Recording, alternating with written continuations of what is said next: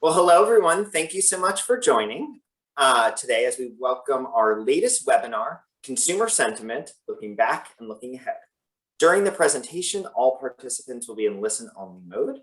We'll be fielding questions at the end of the session. Please feel free to submit questions via the Q&A icon on your screen. And as Matthew mentioned, the session today will be recorded. So I'm Jonathan. I lead our healthcare department at Buzzback. I have been in the industry for about 15 years at Buzzback for the last 6. Prior to that, I was in public health and academic research, and I've also previously been an adjunct professor at Manhattan College.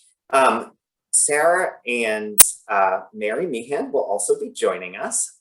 So Sarah Vasquez-Izrahi is a senior analyst on my team, and she joined Buzzback in 2020 with several years of quantitative research experience in a variety of different industries. And prior to joining Buzzback, Sarah worked at Ipsos in their mystery shopping and customer experience department. Mary is the co-founder of Panoramix Global, which is a next generation research and consumer behavior firm, providing clients with a hybrid analytic perspective that maximizes cultural and market data to deliver expert foresights driving consumer decision making.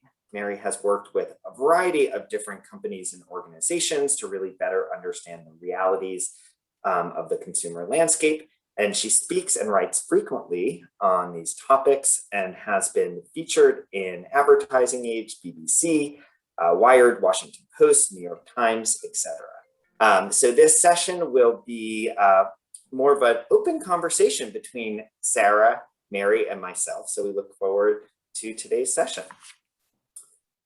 So first, just a little bit about Buzzback for those of you who don't know too much about us. But what we do a lot at Buzzback is this blended quali-quant research approach, this more human-centric approach. We have been doing this for the past few decades. And you'll see here as we go through that what we are able to do is incorporate a lot of more creative, qualitative exercises. These are just some examples, and you'll see these being incorporated throughout today's session. So for instance, we may use, let's say, a collaging technique to get respondents to open up and a little bit more about the emotional experiences or their journeys or things like that.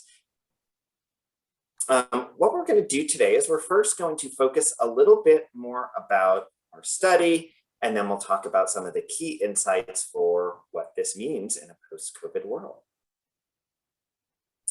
So what's interesting here, and I think we've all noticed this, but in the past 15 months or so, we have really seen COVID has really led to this unprecedented shift in digital changes to really impact this long-term world. I think what we've seen is the entire world has been really brought upside down. We've been sort of catapulted into this new age, this new digital age. And I tend to think of this, and one example is that in the last 15 months, a lot of people who, let's say, previously weren't as digitally focused have really been kind of forced to catch up. And, one example that I always give is talking to my parents who are in their late 70s and early 80s. They now attend a Friday night virtual Zoom session every week to attend their temple services. And, this is something that I wouldn't have imagined have been possible a year and a half ago. So I think it just really does emphasize that a lot of things have really shifted at a much more expeditious rate than I think we would have anticipated. And so now we're going to think about a little bit more, especially with the vaccine rollout, with restrictions being lifted, going to focus a little bit more about what's next and ultimately trying to figure out what will be the new normal. So Sarah, I'm going to turn it over to you to talk a little bit more about the study that we did. Sure. So as John said, we began running this study in March of 2020, and we continued going until today. Each wave has about 1,000 or so people. Then they're either based out of the US or the UK and are 18 years or older. And as you can see here, over our past 27 waves, we've covered a pretty large variety of topics, from how parents are coping to mental health to vaccines and thoughts on those. Initially, we started with running this survey every week, but as you can see in wave 19, which was in August of 2020, we switched to monthly. And so now we've just been running them once a month. Great. So as you can see here, you can all probably imagine that we have quite a bit of data that we are working with, that we are looking at. So today's session will bring you just some highlights. So Sarah, tell us about some things that we started to see at a kind of more higher level. So as you saw on the previous slide, we covered a pretty wide range of topics, but each wave we also asked a couple of questions just so we could see what consumers were thinking about on a few topics over time. And one of those more interesting ones was optimism about the outcome of COVID. And as you can see with the US, which is the light green line, it initially trended downward, now it's coming up a bit more, but it's been relatively stable.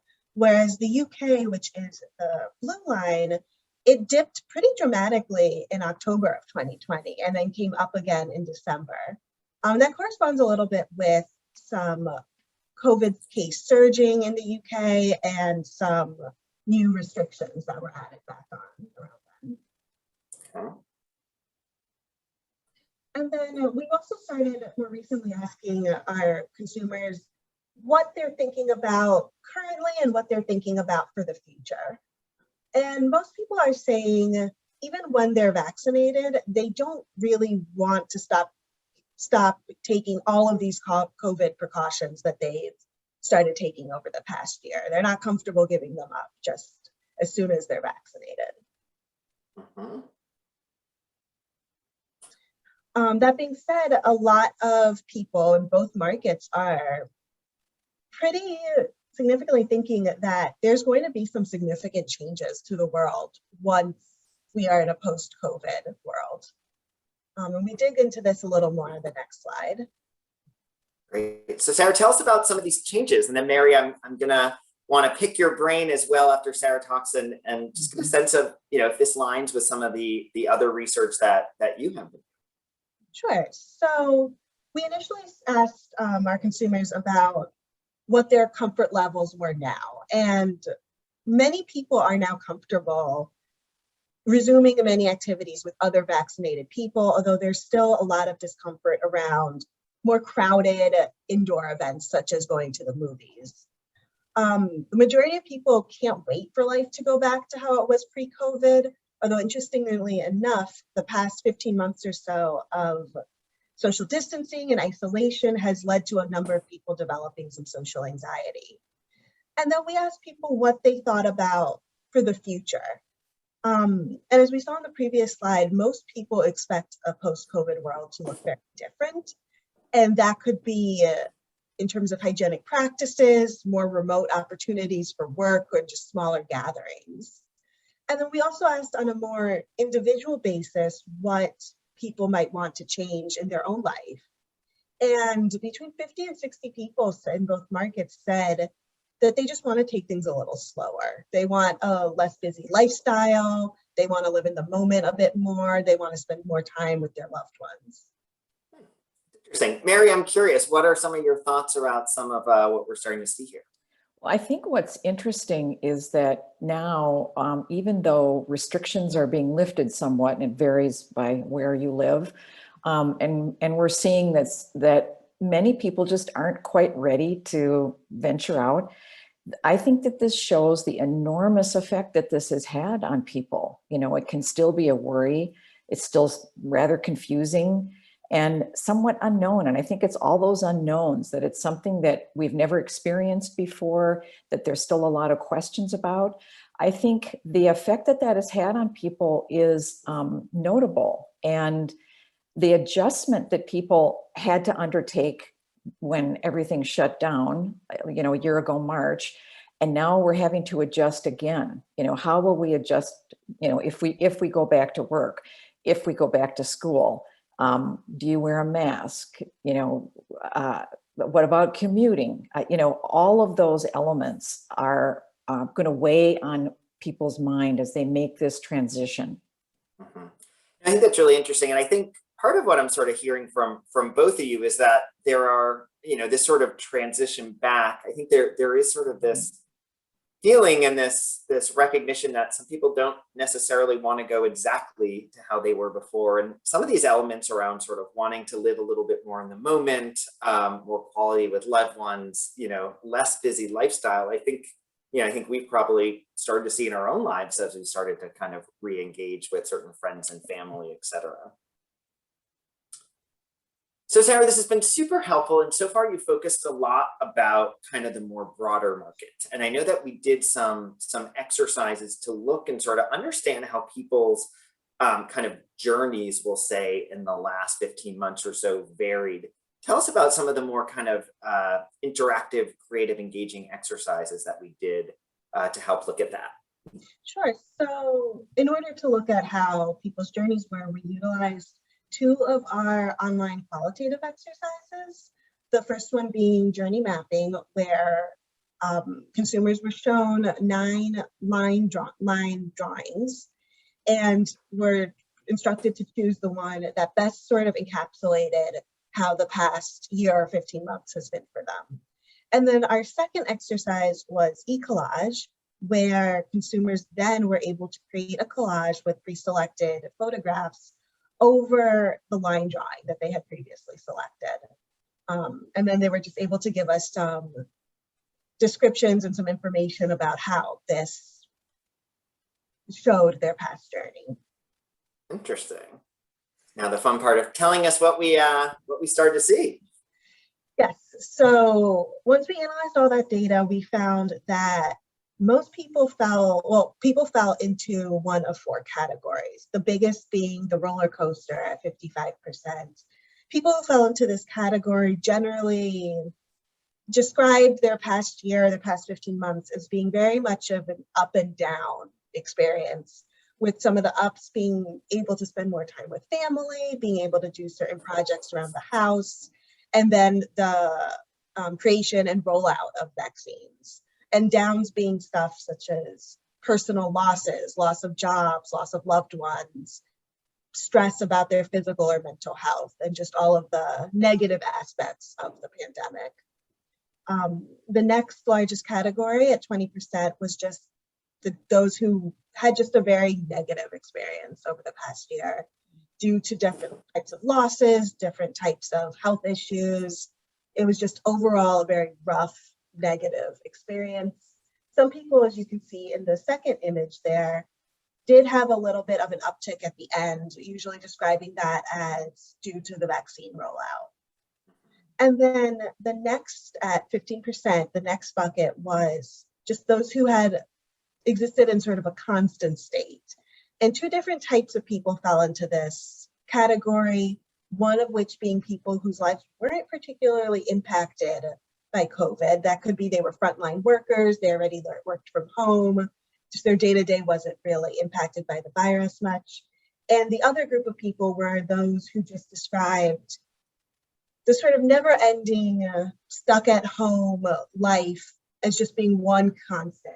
Nothing really changed because they were just stuck at home and could not do much. And finally, our smallest bucket was the loop, which was just a circular journey. These also were one of 2 people, some who described the past year as just going in and out of lockdown or easing of restrictions, and described that as a circle, and other people who viewed the circle more as now they're back to where they are, or coming back to where they are in terms of a pre-COVID world. Right. And Mary, I'm curious about some of your thoughts here, and in particular around that sort of roller coaster group that we'll call them, that makes up such a large proportion. What are your, and this is kind of consistent across the US and UK a little bit, but what are some of your thoughts around what we're starting to see here? Well, it seems like a very reasonable reaction to me. I mean, this was, as we've all said, this is, an unprecedented event, and, it changed lives around the world, and really exacerbated by several factors. Our leaders in the government were all trying to decide what to do and how to respond to the pandemic. Scientists were just learning about the virus and how to treat it and developing vaccines. and you know, that all of those unknowns were then made even worse by the constant flow of news about it all. So there were just so many questions in our lives. And as Sarah just mentioned, people suffered loss, you know, making it worse. And we all know that isolation isn't good for any of us at any point. So I think that these reactions, it's really great to see how honest everyone was about their experience, because this is going to take some time for people to readjust, you know, post-pandemic, whatever that's going to mean. Mm-hmm.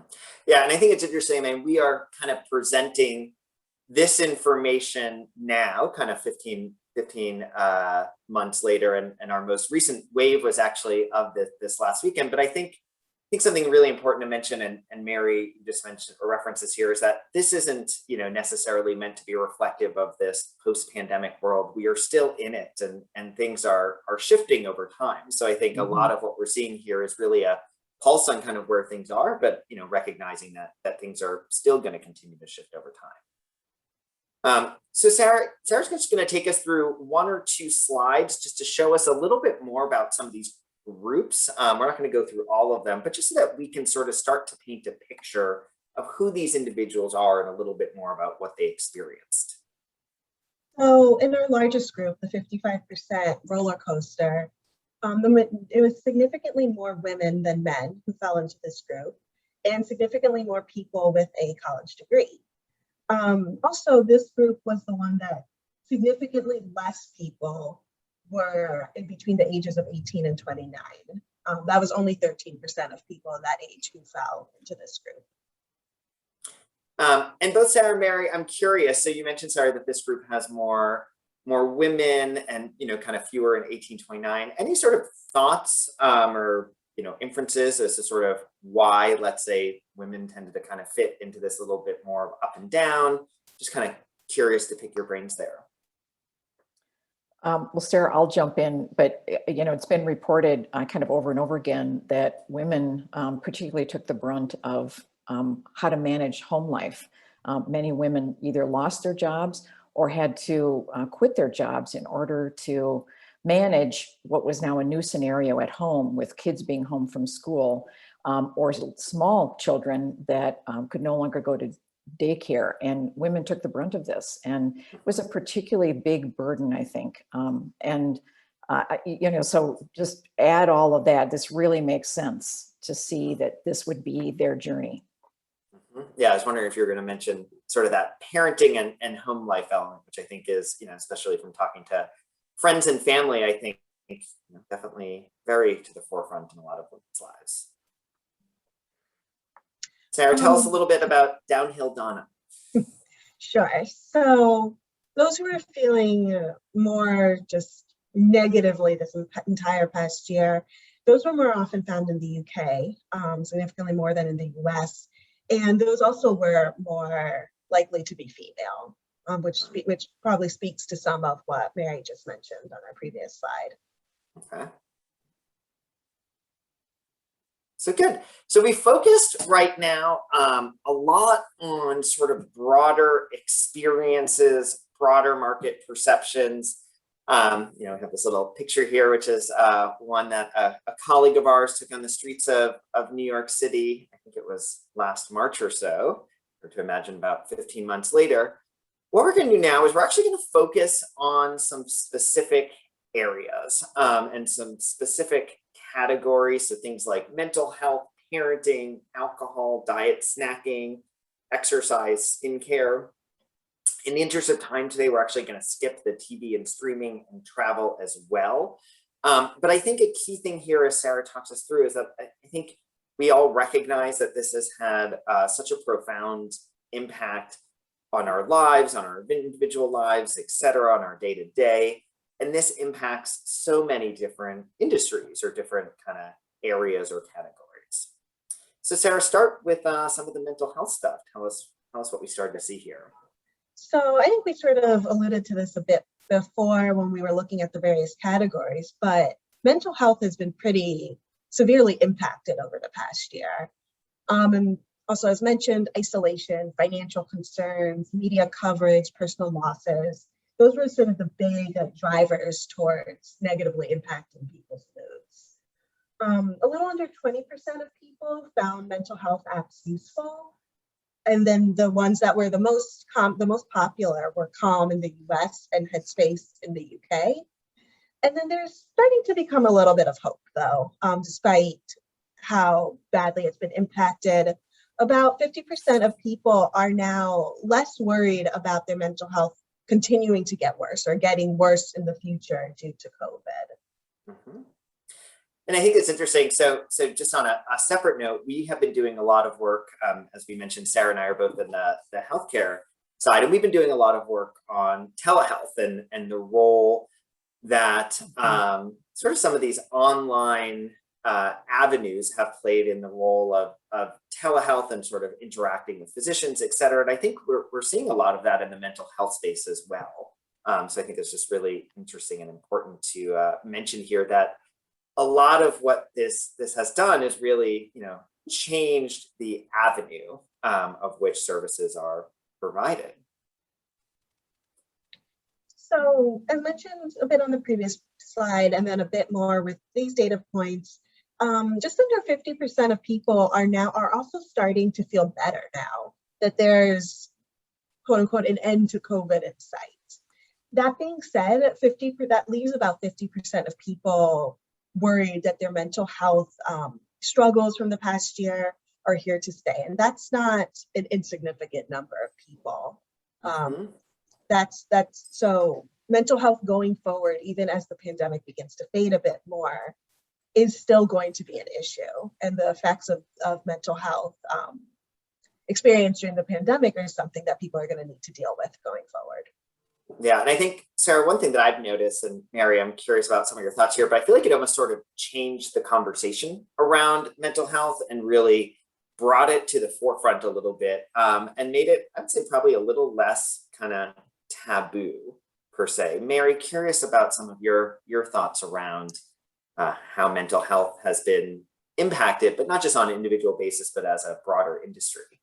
Well, I agree. I think, if, and a big if here, if there is an upside to this, it's that mental health is getting the attention that it deserves, certainly within the healthcare category, but also it's talked a lot more about in the press and, in the news, as well as in school, whether it's in person or virtual, and even in the workplace, that there are more resources for people that they can take part in, and just a lessening of the taboo. And I just think that people are engaging with a range of activities to improve their mental health, whether it's serious healthcare intervention, all the way to the other side, like you talked about the meditation apps that you brought up, to just a mental health diet where you reduce distractions, reduce the relationships in your life that are not helpful for you, and just stop doom scrolling, which really people really got hooked on, moving through that news cycle and staying too attached to all the news that was just not very good. So it's really great to see people reaching out to their colleagues, their coworkers, their friends, their family, to just ask, how are you doing? Yeah, and I almost think it's like 2020 turned to the year of where it became a little bit more acceptable to take, let's say, a mental health day, kind of comparable to a sick day, which are, some of the things that at least we've kind of noticed in our daily lives. Right. So Sarah, tell us a little bit more about parenting. And I know that we spoke a bit about this a little bit earlier when we were talking about some of the individual segments and how sort of this parenting has really led a little bit to some of this kind of up-down nature, et cetera. But tell us a little bit more about what we saw kind of throughout the pandemic and even kind of in the future about how people will potentially shift towards parenting.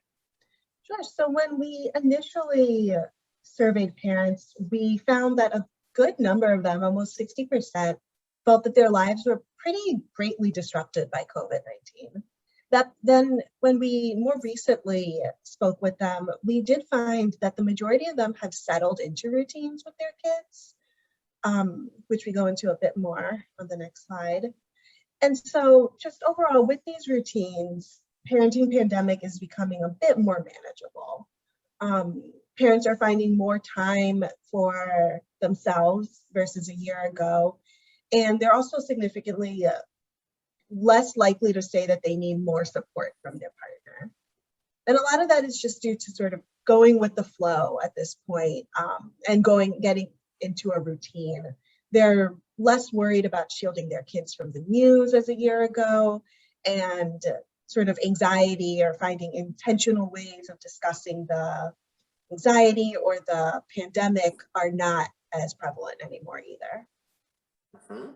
So I think it's really interesting, the whole notion around kind of going with the flow or so.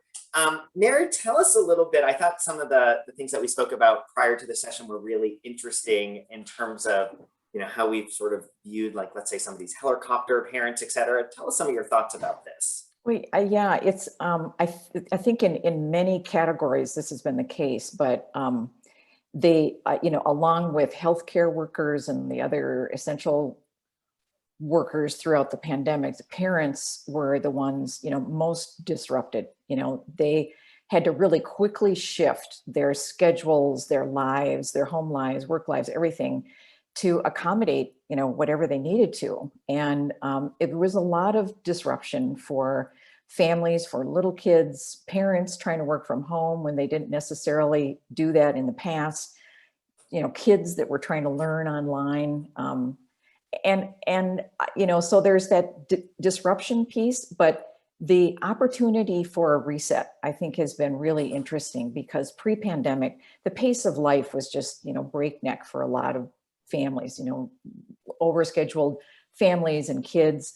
This has given families an opportunity to slow down and take stock of what really matters to them. And we're seeing many parents trying to decide how they're going to transition back. You know, what is it that they can preserve from this, you know, more calm way of life that really was a good thing, and eliminate the things that weren't so good. But I think that this is a really interesting dynamic that happened in many categories that we'll talk about later on in the webinar, but this has been a reset. Yeah, and I think it's interesting. We talked earlier about how there is that kind of desire for individuals to want to be a little less busy, you know, when they think about going back to the post-pandemic world. And I would be curious to see how that extends to parenting, because, you know, it's not just the individual needs, but it's the needs of their children as well. And, you know, Mary, I'm curious, I know that, you know, a lot of our survey data was about sort of people's individual parenting of their families, et cetera. But this is some really kind of interesting trends around sort of how the pandemic has impacted broader lifestyle decisions, or life decisions per se. Mary, tell us a little bit about some of your thoughts here. Well, the government just reported that the birth rate has fallen to the lowest point in more than a century, which is really remarkable. And they can't attribute all of this to the pandemic, because the birth rate was falling for younger women for years as they postponed motherhood and had smaller families. But this has been a really important development for many of the developed nations as we look to the future, and you know, who will be the workers in the workforce and who will pay the taxes. Interesting. So now we're going to shift into alcohol use, which, you know, when we were initially putting this together, I thought it seemed like a little bit of an awkward transition, but after having my friends up recently with their little children, this actually seems like a no-brainer transition. Sarah, tell us a little bit more about how alcohol consumption has shifted a little bit over the past year and a half, and, you know, what are some thoughts about the future? Sure. So drinking increased during COVID and has actually remained high, with the numbers in the US and the UK remaining pretty stable since the start of COVID, of people who are drinking more than usual. Post-COVID, about a third of people planned on drinking less, whereas still around 17% of people are planning to drink more. And despite the numbers of people drinking more remaining a bit elevated, certain COVID-specific behaviors have decreased a bit. The interest in virtual happy hours has pretty significantly declined after 15 months of this. And drinking during the week has also pretty significantly declined. And what I think is sort of interesting about sort of some of the alcohol consumption is that I think it's really shifted how people have drank. So if you think about, over the past year, there's a lot more, more individual kind of drinking in isolation, obviously less kind of social. Some of the Zoom happy hours has kind of replaced that. Mary, I'm curious about some of your thoughts around sort of this, I think this is a really, really interesting image here around this sort of almost party time. And I had my 21-year-old niece and a 20-year-old nephew over the other week, and they were mentioning how sort of excited they were to kind of get back out in the world and whatnot. I'm just kind of curious, Mary, about what you were seeing and sort of how certain brands are handling this. Well, the issue around drinking has really been top of mind for me because I've been seeing it in so many different reports, from WebMD to Healthline to JAMA, all the way to, mainstream press, talking about the increase of excessive drinking and binge drinking. And, this has been, for many people, it was a way to cope. And, and what these reports also talked about was that it was particularly among women. So it's very possible that that goes back to the burden placed on women to sort of manage the shift at home, that they felt that sort of stress. And it was a matter of relief to them to have a glass of wine or whatever it was. And I think that particularly as a way to cope, this became sort of kind of a regular thing then over the pandemic. But in these reports, the concern was really around this excessive drinking and as it could have an effect on accidents or just long-term health that we just really won't see for quite some time. But I think that then, particularly with young people, they're excited to get back out and just be among people and have a good time at restaurants and bars and parties and concerts, which is understandable. Yeah. Great. All right. So Sarah, tell us a little bit more around kind of other sort of diet snacking behaviors. Sure. So in both markets, around 60% of people are cooking more frequently, and about 50% of people are more likely to turn to comfort food and snacking. And that's just due to there are a number of reasons as what people gave as to why that is. But some of the main ones are just they're more bored, they're at home more of the time, and it's just easier to buy more snacks than usual with not much to do. That being said, they're all pretty fed up with their current eating habits. 55% of people in both markets are ready for new eating habits post-COVID. And we're going to look at that in some new ways to explore exactly what consumers mean when they say they want to have some new eating habits going forward. Mm-hmm.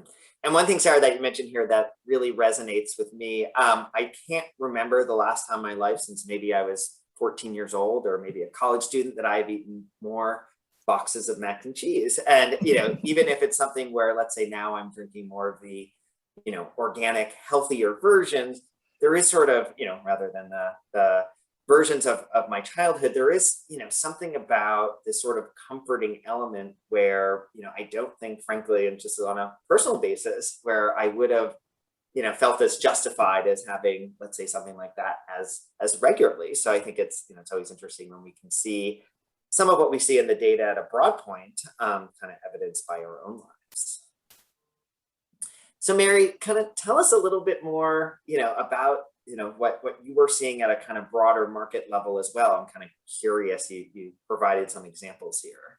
Yeah, these, the snacking world just really had a great year. because people were looking for that quick fix, that satisfaction of all the great mouthfeel provided by snacks. And reports have shown that people on average gained a half a pound every 10 days. So you multiply that out and, people put on weight. And now again, here, there's a reset. People are deciding to make a change, as Sarah just reported. And one of the really interesting little pieces of information around that is that Noom, the dieting app, was downloaded 4 million times last year.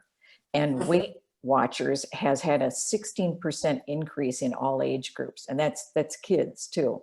So people are really deciding, I have to get a grip on this and I'm going to make a change. And I think it's interesting. I've even heard over the last few months that, and this is again kind of anecdotally, but a lot of people I know are sort of starting their, re-entry into the Right. world diets. So, it's like, I think a lot of people have acknowledged that they've gotten or put on some weight and sort of changed some of their eating habits, but are now trying to kind of almost sort of combined with the pre-summer diet, we will say. Well, one of the fun things that I've read is that just recently, sales of Spanx have spiked. Yeah. Huh? So people are thinking about getting back out into the world and maybe need just a little help with that. Mm-hmm. No, it's interesting. So a perfect transition after diet comes exercise. Sarah, tell us some of what we started to see with some of our data here. Right. So with gyms, with in-person workout classes being shut down due to the pandemic, people had to turn to at-home workouts. And that could have included purchasing equipment, purchasing subscriptions to virtual classes. And interestingly enough, a good chunk of people in both the US and the UK are not planning on going back to the gym simply because they're liking their home workouts that much more than their gym workouts. I think what's interesting here is a lot of people invested in this type of equipment, and so sort of the need is a little less. Right. Yeah. And about 45% of people are also just getting more outdoor exercise with the gyms closed. And also we see on a different note is that 38% of people are uncomfortable going back to the gym, even with the vaccine. And even as more of the population gets vaccinated, they're just not at a comfort level yet where they can go back. Okay, that's interesting.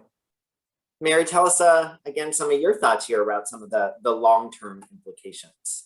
Well, the movement that I saw over the pandemic was people and families too getting outside, because it was one thing that they could do in a healthful, protected manner was to get outside and ride your bike, hike, camping worked for some, kayaking, paddleboarding, so much so that it became almost impossible to find a kayak to buy or to find a bicycle to buy. Those sales just shot through the roof. So this is actually a good thing. And I know that some families are trying to decide how to keep those routines in their life, how to maintain that daily walk that they took as a family. And I think it's interesting, Mary. I remember checking in with my bike store to ask them if I should, get my bike fixed or buy a new one. They said that if I wanted to buy a new one, it would probably be about a 7-month time period to actually get one. So I think the supply issues have not quite caught up to the demand in some of these areas. So we've got one more area to focus on. Sarah, tell us a little bit about some things that we saw for skincare. Sure. So over the past 15 months, skincare has just become more and more low key. When we initially entered the pandemic and lockdown and whatnot, people were more likely to be focused on sort of perfecting their skincare routines and spend a good amount of time researching products. And just really focused on skincare. But as time has gone on, people are just being more low key about it. They're not spending as much time thinking about it or doing different things for their skin. And going forward, it looks like that sort of low key skincare is here to stay for a lot of people. with the overall decrease, a lot of people in both markets don't really plan on changing anything going forward. And they seem to find that their current low-key sort of approach to skincare is what works for them. Mhm. Great. And Mary, tell us, I think some of this kind of, it's like these daily habits, these daily routines. Tell us a little bit about some of your thoughts around this. This is a really interesting category as well that's experiencing, or for consumers anyhow, are experiencing this reset. This has been an opportunity for people to just assess, what have been my daily routines or weekly routines? What do I really value and what don't I? What is it that I can get rid of? Maybe I'm going to experiment with a new product or a different product that requires less time, perhaps. People going without makeup are thinking maybe I'll just do less, or maybe I'll just go without. Hair color has been an area where people decided maybe this is the point where I'm just going to let the gray in and forego all of that. And I think for many, like we are here today, we're on this Zoom call. It's been an opportunity to assess your on-screen appearance all day long for some people, and for better or for worse. And so people are thinking about how they want to address what they perceive as flaws. Some are having surgery done. Some are saying, forget the hair color. It's really just a point where people are deciding on new patterns.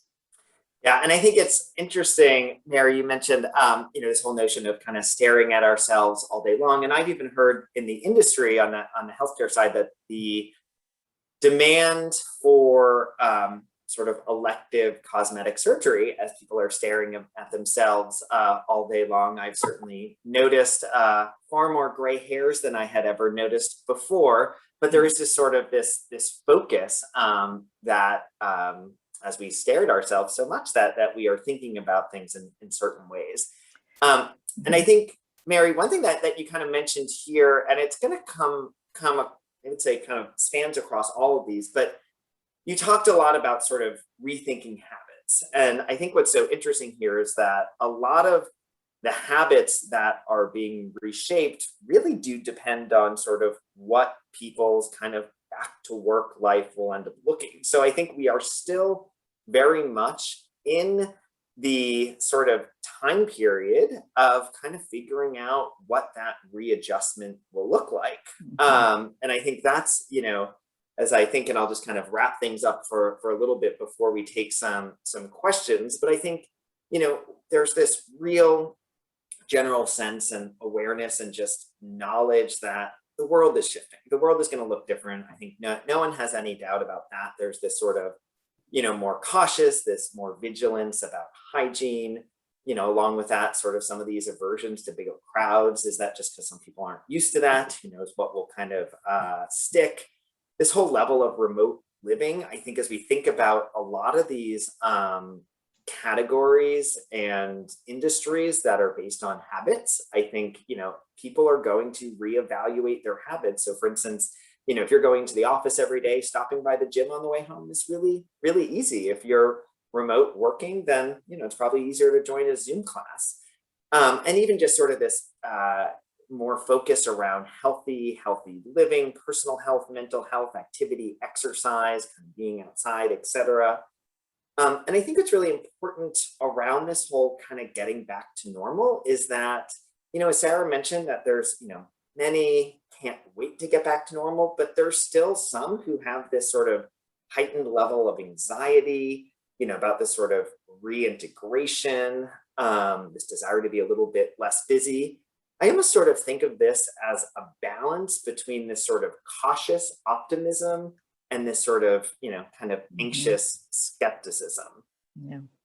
And as we think here about some of these kind of more specific industries, so, I think that, in terms of thinking through exercise, diet, skincare, mental health, and we didn't talk about, streaming or some of the other areas, but I think, we are all right now trying to think about what our new habits are going to look like. So people have developed exercise and sort of new routines during the pandemic. And I think as people now are kind of figuring out they're back to work, et cetera, they're in the process of really exploring different products and services. I think sort of similar to diet, this whole notion of kind of back to the basics, healthy ingredients, home recipes. But then even on the notion of people are kind of sick of cooking. They're sick of kind of these routines, and it'll be interesting to see how that shifts. I thought this skincare, this whole notion around doing less is really interesting. I think it'll be curious to see, what happens when and if and how kind of people do go back to work. And then again, sort of this real focus around mental health. And I would say not even just focus, but, kind of changing the conversation and sort of having something that could have historically been a little bit more taboo, kind of bringing it to the forefront a little bit more. And just, as we think about, what are some of the opportunities? And I know we've talked about a lot of this throughout. Mary and Sarah, be curious to kind of get some of your additional thoughts here. But I think, there is really just a sense that things are shifting at the moment, and that, this sort of complete disruption and change. And I think it's really fair of all of our clients to assume that things are shifting, and that, there's a pre-pandemic life, there's a during pandemic life. And I think right now we are all kind of figuring out what this eventual post-pandemic life looks like. But I think there are some key hints. So I think this whole incorporation of these hybrid solutions that are really incorporate both products and services. And I think this whole kind of service element is really valuable as well. I think we all know the role that e-commerce and even this sort of contactless delivery method, I was thinking the other day, was wondering, will the delivery people in my building be able to come up to the 6th floor again? Or is it, forever going to be kind of down in the lobby? And I think we're still kind of figuring out what this will look like. But I think we do know that there's a lot of, kind of push towards this kind of contactless, et cetera, as well as we think about how this could shift or impact things from a research perspective. I mean, I think that, we all know that there are a lot of individuals who are, shifting, and this whole importance of kind of getting things in the moment, given that things are going to be shifting so frequently. I think just sort of recognizing that it's going to take some time to kind of figure out what the new normal looks like. Mary, Sarah, thoughts or kind of additional things before we take some specific questions? Well, I think that overall, the change that people have experienced has been profound. And that is just going to, that is going to affect us permanently. I mean, that isn't something that we soon forget. I mean, everyone will remember 2020 in that way. It's permanently branded that way now. And I think the key for employers is to be flexible, because employees are going to have many different comfort levels with working in person or remotely. And brands, I think, have done a great job of trying to provide every option possible for customers. And I think service providers are going, as service becomes more available and we all partake in it more, that will have to be just as flexible. So this idea of, omni-channel, many options for every scenario, I think that is going to be the way of the world. Yeah, I was just thinking, Mary, it's like we live in this world of lots of options, and I think this is frankly probably going to increase that, and it's not just options, but sort of avenues to getting these different sort of goods and services. Right. So we do have a few questions. So one question was around whether or not we collect any insights on the impact of the pandemic on the mental health of children. So we talked, a lot about parenting.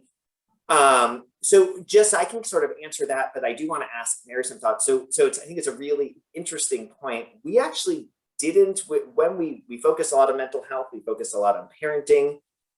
We actually didn't kind of get that look of the actual child's experience. But I'm curious, Mary, even though we didn't collect this and look at this in our study, do you have any kind of thoughts around this area based on sort of other areas that you've worked in?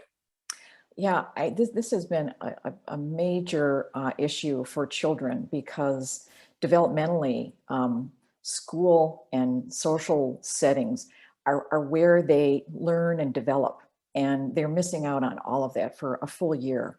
And, you know, for some children that may have been more introverted, this was probably a relief. But for those kids who, you know, really relish and enjoy that interaction at school and with their friends on sports teams, et cetera, this was a big miss. And this is going to have an effect long after this, you know, the pandemic subsides some. But it'll be really important to get kids back on their sports teams, back in their clubs, back in band, back in school, all those avenues where they interact with other kids. This is where they develop and become themselves. Mm-hmm. Interesting. No, it's an interesting point. Just a few other questions. So there's a question around self-care and around sort of when we would anticipate decline or behavior to change. So I guess any thoughts around some of these, like, let's say, elements around self-care, and I can sort of start to answer this around sort of like, let's say, diet and exercise. You know, I think we are at the point now where some of the feedback that we got in the research was almost sort of similar to how, and I kind of mentioned this briefly, of how sort of this kind of like pre-summer diet or pre-summer exercise. I think it sort of happens to coincide with the summer as well. But I think in terms of, you know, I think it's hard to say exactly when, you know, or I guess how long or when behavior should shift or will shift. But I think what we're starting to see is that this sort of kind of post-pandemic behavior, I think, has already started. And sort of people are kind of preparing for this kind of post-pandemic life. I think one thing for us to think about and sort of continually monitor is, as people's habits kind of get into kind of more of a stabilized place, how does this impact their behavior? Mary, Sarah, anything to kind of, you know, add any additional light around sort of this kind of behavior change, what we should anticipate?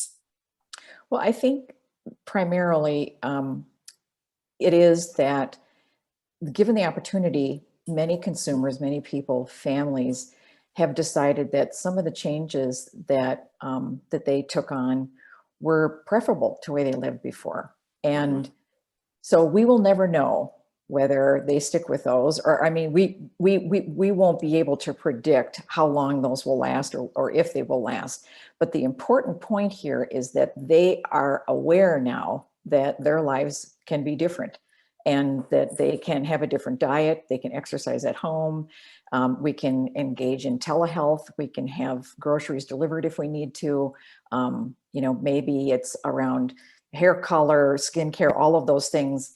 People have had the opportunity to actually rethink all of that. And I think that's the moment to look at. And then, you know, tracking from here, I think, will be really interesting. Sarah, sorry, I'm sure you have thoughts here too. Oh, you're good. You've covered pretty much everything I was going to say. So the next question actually dovetails off that entirely. So someone asked, you know, we mentioned how people are kind of sick at cooking at home. The question is, would we expect consumers to really go back to the pre-COVID level of cooking frequently at home?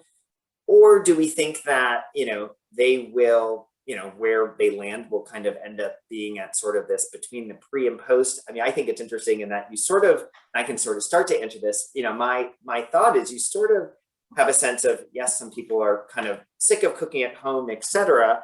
But to Mary's point, people have also realized that they can live a little differently than they did before. And I think they developed it's almost sort of like this, I want to say anti-specialization, but people have sort of developed, let's say, new dishes that they are able to cook, and they've sort of become a little bit more self-sufficient. So I think it could be a little bit of a balance of, you know, one wanting a little bit of relief of not having to kind of do everything themselves individually, but also recognizing that people are individually kind of more capable of doing things that they were doing before the pandemic. Sarah and Mary, just kind of curious, do you guys have any thoughts around what we could expect in terms of outdoor dining, whether it be in restaurant or sort of pickup post the pandemic?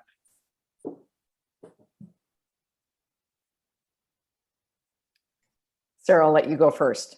Sure. I mean, so given that a number of people, as we talked about before, talked about they were eager to get back to certain behaviors, some of which really commonly were eating either outdoors or indoors going forward with, in terms of like a social type of behavior. I do think there's going to be a pretty big boom within indoor dining or in-person dining, especially in larger social groups going forward, at least initially, as people move out of some of the restrictions and isolation that they've been in. Great. We've got time for one last question. So anything about class of trade changes in shopping behavior? So basically switch to e-commerce and anticipated changes going forward. So I guess, Mary, we talked a little bit about this in terms of, people are relying on e-commerce a lot more. Just sort of thoughts around kind of what could stay, what could shift back, et cetera. Well, I think that people, initially a year ago, were getting everything delivered, and there was so little understanding around the virus and the pandemic that, everybody was wiping down their groceries and, having everything delivered. And as we, came to understand more, we realized that we could actually go to a store, and then people did start doing that. But I think that, again, it is this moment of understanding that I can have groceries delivered, and it actually works. People that were resistant before now engaged in it and understand that they can buy groceries that way. Cooking at home is the same thing. Many people reported thinking about how much money they saved because they weren't going out to eat as much and enjoyed cooking at home. And now whether we'll get back to pre-pandemic levels on that, it's hard to say, but again, it's that awareness. And I will be particularly interested in seeing if there's any differences generationally about how people continue to cook at home or return to pre-pandemic restaurant visits. Mm-hmm. No, interesting points. Well, good. Well, this has been fantastic. We are just up against time. So just a few things to mention here in closing. So as you notice, a lot of what we talked about today really focused around habits. And I think, a big piece of the puzzle, which is going to be a big focus area on our next wave, is going to be around back to work. And what do people, want? What are they planning? What are they expecting out of their employers? And I think kind of more broadly, how does this impact their day-to-day habits around other categories? So this is just going to be something that we are going to be focusing on moving forward. As I think a lot of you know, we do take suggestions. So if there are areas that you think would be helpful for us to cover, we do these monthly now, please let us know. You can email info@buzzback.com. And then stay tuned for our next webinar in June about the power of imagery. And on that note, thank you all so much for joining. We hope you enjoyed the session, and we will follow up with you after.